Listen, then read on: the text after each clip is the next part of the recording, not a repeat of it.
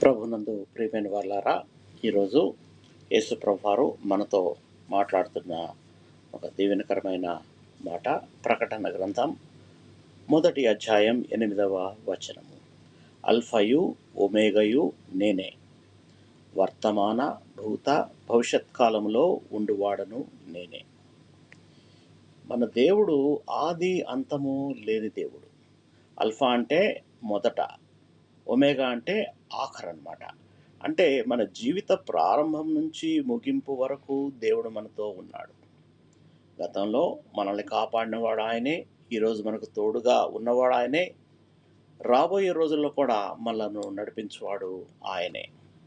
మనుషులు మారచ్చు, పరిస్థితులు మారచ్చు, ఆరోగ్యం, సంపద, బలం తరిగిపోవచ్చు, కానీ మన దేవుడు ఎన్నటికీ ఎప్పటికీ మారనివాడు.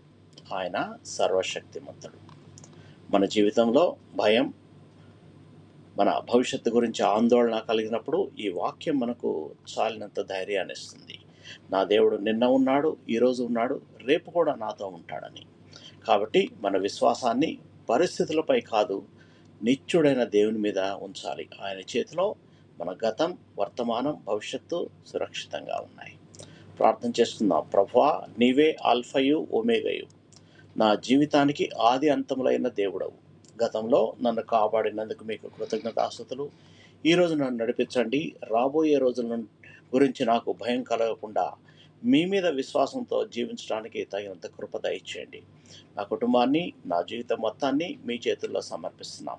యేసు నామములో ప్రార్థిస్తున్నాము తండ్రి, ఆమేన్. దేవుడు మిమ్మల్ని బహుగా దీవించి భద్రపరచునుగాక.